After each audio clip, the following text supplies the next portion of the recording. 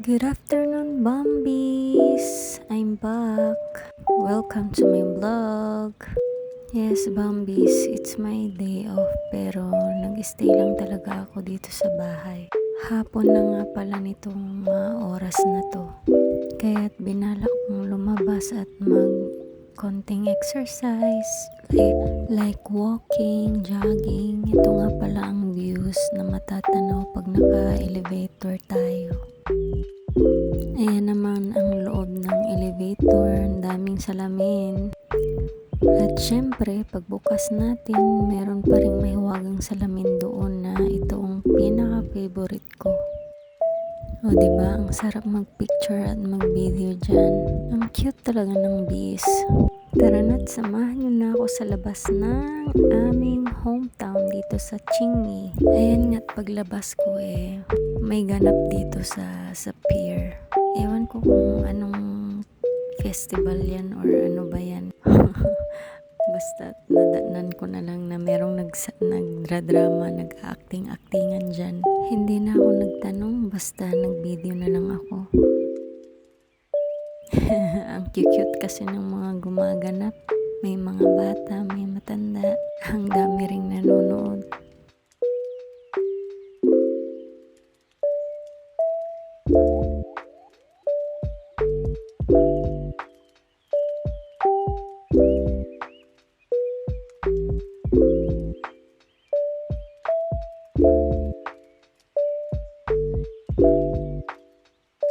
Parang feeling ko traditional nila yan dati.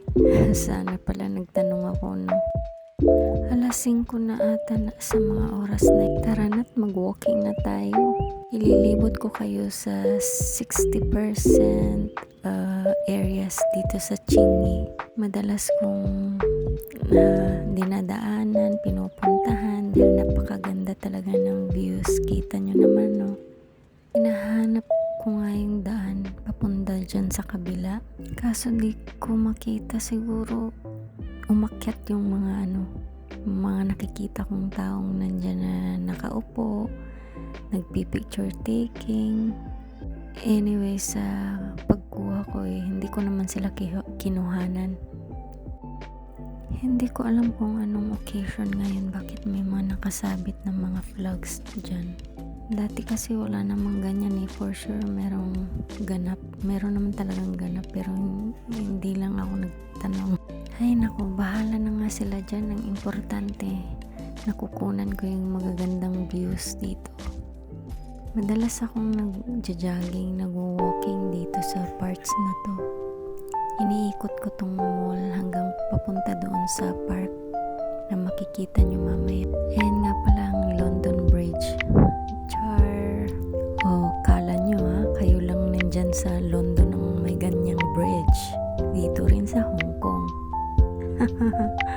Habang tumatakbo ang oras, nararamdaman kong hangin, palamig na ng palamig. Sleeveless pa more. Diba? Ang sarap sa mata ng views. Ayan ang sunset dito.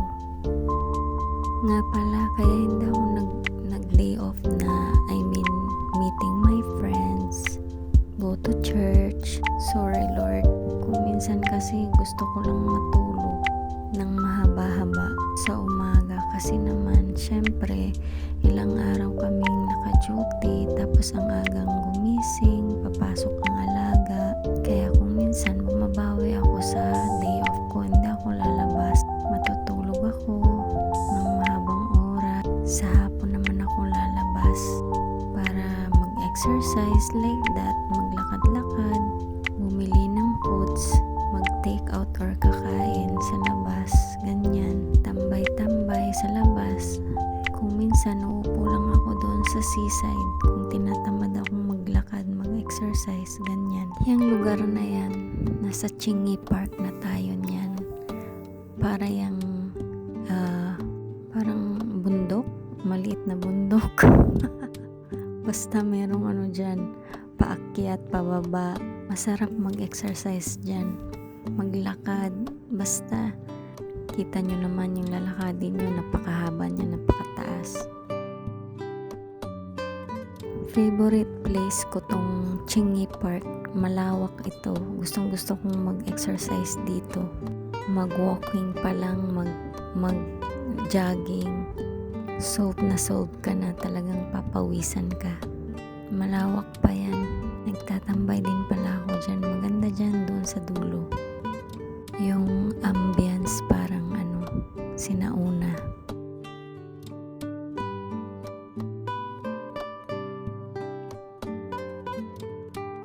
Dito sa part na to, pababa naman to. 'Di ba? Sabi ko sa inyo parang bundok ito na nilagyan lang ng hagdan. Sa mga oras na yan, dumidilim na talaga. Kaya binibilisan ko na dahil feeling ko mag-isa ko na lang dyan.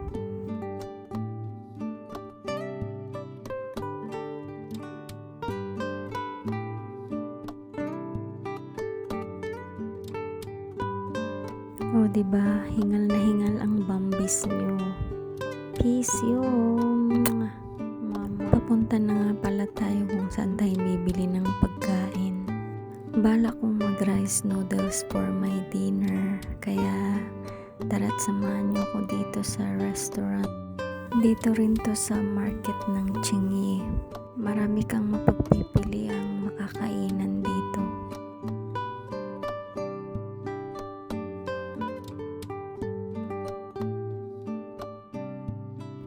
Ayan nga't pagpasok mo pa lang, unang makikita mo si McDonald's.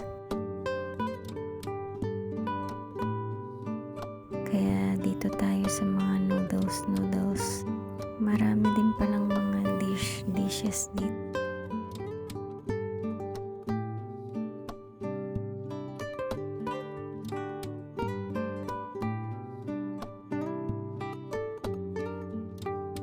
Mukhang masasarap, 'di ba? Kaso kailangan kong kontrolin yung sarili kong kumain kasi sayang naman yung pag-exercise natin. Dito tayo sa mga noodles. Ito ang mga favorite kong kainin sa tuwing winter. Lumalamig na kasi ang panahon dito ngayon sa Hong Kong. Kaya tara't samahan niyo ako sa loob at magtingin tayo ng menu. Siyempre, sa pag-check ko, puro Chinese na naman ang nakasulat. Kaya no choice tayo, kailangan nating i-explain sa crew kung ano ang gusto mong kainin. Rice noodles nga pala yung lagi kong ino-order dito. Ang sarap kasi niyan. At ang pinili kong toppings ay beef. Mahilig kasi talaga ako sa beef. Anyways, yung isang malaking serving nila $39 lang yan, pero malaki na siya. Halos hindi ko nga yan maubos Ayan at ready to take out. Uwi na tayo guys. Dito nga pala ang way padaan. Madadaanan natin yung fountain na yan. Here we go. Naalala niyo yung kaninang paglabas ko? Yung may mga nagplay. Diyan sa pier na yan, diyan sila kanina. Siguro ilang oras lang din sila diyan kanina. Diyan guys, yung pier na yan.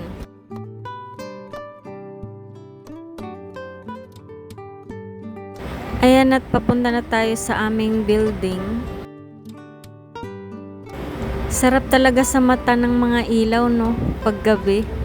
Kung makapasyal kayo dito sa Hong Kong guys, maganda rin dito sa Chingy kung gusto nyong mapasyalan saglit. Marami namang mapupuntahan dito. Hayaan nyo soon, ililibot ko kayo sa iba't ibang lugar dito sa Hong Kong. That time, pahinga muna tayo saglit. Grabe, napagod ako. Tara na, pumasok na tayo sa aming building. Itutour ko rin kayo saglit. Ayan nga pala yung building namin dito. Nasa 17th floor ako. Di ka basta-bastang makakapasok dyan kung wala kang access ng mga gates. Kasi dalawang dadaanan mo na may security guard. Diyan yung first elevator na dadaanan natin. Next naman, hanapin mo kung anong block ka. Kasi maraming block dito.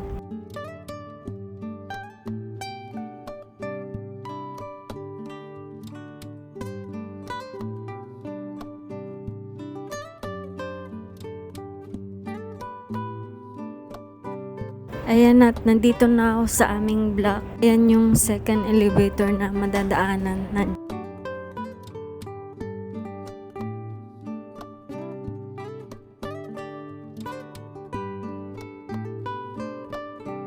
Napakalinis, 'di ba? Maintain and secure talaga ang aming building.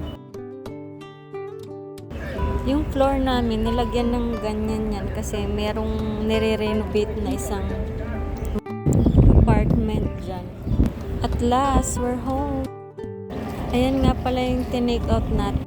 Kada day off ko talaga, sa kwarto ako kumakain. Nahihiya kasi akong makigamit ng table. Tsaka isa pa, halos tambayan nila dun pag day off ko.